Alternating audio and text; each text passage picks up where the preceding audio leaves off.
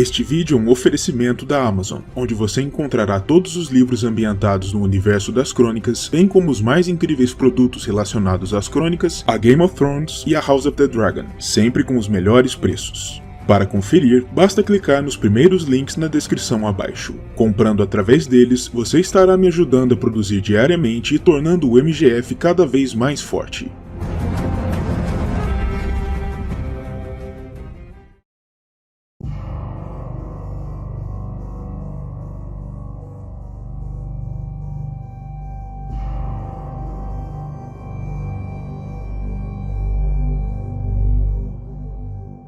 Em um tempo há muito passado, a cidade franca de Valíria era inequivocamente a senhora de todo o mundo. Suas legiões conquistavam terras em todos os cantos de Essos, suas estradas do dragão percorriam distâncias inimagináveis, e nenhuma outra civilização conhecida era capaz de fazer frente ao seu irresistível poder.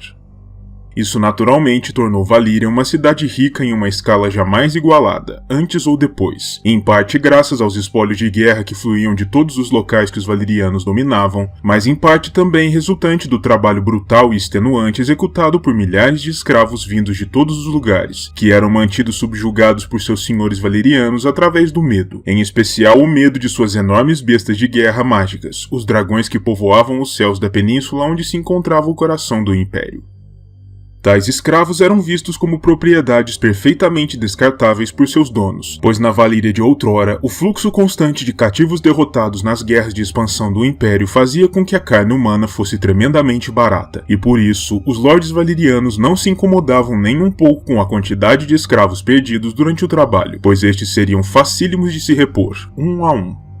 Os escravos em Valíria desempenhavam todos os tipos de funções do dia a dia, tal como suas contrapartes em outros pontos do mundo, mas a função que era particularmente importante aos senhores de dragões e particularmente temida pelos cativos era a mineração sob os vulcões das 14 chamas, que cercavam e dominavam o horizonte da cidade franca. Em profundas grutas, cavernas e galerias escavadas por sob a terra desolada e sob os rios de lava que corriam na base da cidade franca, onde o ar era rubro e o calor quase insuportável, um sem número de escravos mineravam mais e mais a terra, em busca de todos os tipos de metais e pedras preciosas que enriqueciam ainda mais seus senhores. Esse trabalho, obviamente, era tremendamente perigoso e mortífero, não apenas pelas condições insalubres, pelo extremo calor, pelos rios de lava e pelos constantes desmoronamentos, mas também por conta das criaturas terríveis que habitavam o subsolo daquela porção do mundo, com destaque para os horrendos Wyrms de fogo, seres gigantescos em forma de serpentes que respiravam fogo, tal qual os dragões de Valíria, mas que habitavam o solo ao invés de singrarem os céus. Os Wyrms eram seres bestiais e violentos, para além de gigantescos, e não nutriam amizade nenhuma pelo ser humano. Por isso, não era nada incomum que grupos inteiros de escavadores fossem encontrados mortos por carbonização em seus locais de trabalho, tendo sido as últimas vítimas infelizes desses seres. Para além de todos esses perigos, não posso também deixar de citar a própria disciplina imposta pelos valirianos por sobre seus cativos. Os capatazes dos lordes valirianos não tinham nenhuma consideração pelo bem-estar dos escravos ali presentes, e tudo o que lhes importava era preencher suas cotas de produção, de modo que tratavam os cativos pior do que tratariam a animais, não se furtando também de matar os mais desobedientes ou aqueles que apenas respirassem revolta, para que servissem de exemplo aos demais. Sob tais condições horríveis, não é de se espantar que diversos dentre os escravos preferissem a morte a uma vida como aquela, já que suas chances de escapar eram praticamente nulas e a perspectiva de se sublevarem contra os valirianos era suicida. E foi ao escutar diversos desses apelos de escravos desesperados, pedindo um fim ao seu sofrimento terreno, que o primeiro homem sem rosto surgiu, ali mesmo, entre os túneis infernais por sob as 14 chamas. Ninguém sabe quem foi essa figura, e os homens sem rosto dos dias atuais lhe dirão apenas que ele não era ninguém. Alguns especulam que não passasse ele mesmo de um escravo, que possuía um dom incomum para a percepção dos desejos alheios, além de grandes habilidades marciais, que lhe permitiam cumprir seus desígnios. Outros dizem que ele era um capataz ou até mesmo um dos senhores dos dragões, que havia se apiedado da condição de alguns de seus escravos e decidira romper com a ordem normal de sua civilização para fazer algo por essas pobres almas.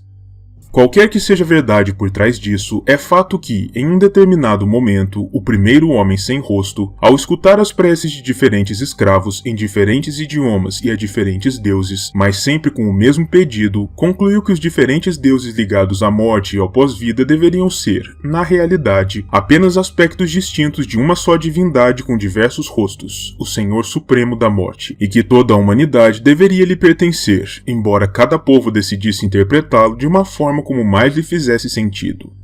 O primeiro homem sem rosto concluiu também que ele era um instrumento dessa divindade de muitas faces neste mundo, e que era sua obrigação levar a cabo seu sagrado propósito, o de trazer a dádiva da misericórdia aos pobres e infelizes do mundo, atirando suas almas aos braços de sua divindade, fortalecendo-o e cumprindo seu sagrado desejo. Nesse sentido, em um determinado dia, o primeiro homem sem rosto escutou a prece de um escravo, que vinha sendo brutalizado por um capataz e que orava fervorosamente pela morte deste supervisor cruel. O homem sem rosto levou a cabo o desejo do homem, matando o capataz, e então o confrontou, lhe dizendo o que havia feito. O escravo, que nada tinha para dar em troca daquela dádiva, temeu que o homem sem rosto quisesse tirar também a sua vida, em pagamento pela dívida, mas não foi essa a vontade de tal assassino. Ao invés disso, ele disse ao escravo que, daquele momento em diante, ele se uniria à sua sagrada missão e à sua adoração ao de muitas faces, ajudando-o a cumprir a vontade de seu Senhor da Morte. E daquele momento em diante, eles eram dois, e a Irmandade estava criada.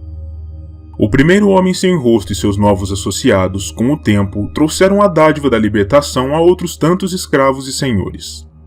De fato, eles se tornaram uma espécie de lenda dentro da Cidade Franca, e existem até hoje aqueles na cidadela que acreditam que a condenação, o evento cataclísmico que decretou o fim precoce da maior das cidades, pode não ter sido meramente um evento natural como se acredita, mas sim o resultado direto da interferência da Irmandade dos Homens Sem Rosto em Valíria, com os assassinos das sombras dando cabo das vidas de tantos dos magos de fogo e sangue que mantinham o equilíbrio e a ordem no entorno da Península do Sempre Verão, que as forças furiosas que cercavam a Cidade Franca entraram em processo de decadência, causando as violentas explosões das 14 chamas que, em tempo, engoliram a Cidade Franca e decretaram o fim de seu grande império, inaugurando também o século de sangue.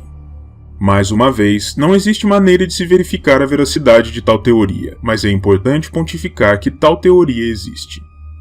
Depois da destruição de Valíria, os Homens Sem Rosto migraram desde a península em direção ao norte, em busca de uma nova sede, e encontraram o local perfeito na Casa do Preto e Branco da Cidade Livre de Bravos, a filha bastarda de Valíria, cidade fundada precisamente por ex-escravos valirianos fugitivos, seus aliados naturais.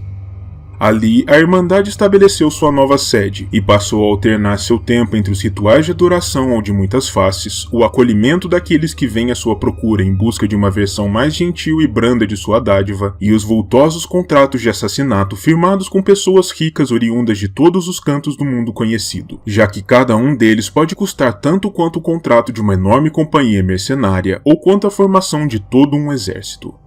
E nesse novo ambiente, nessa nova realidade, os Homens Sem Rosto permanecem prosperando, sendo uma das, se não a Irmandade de assassinos mais temida e respeitada em todo o mundo.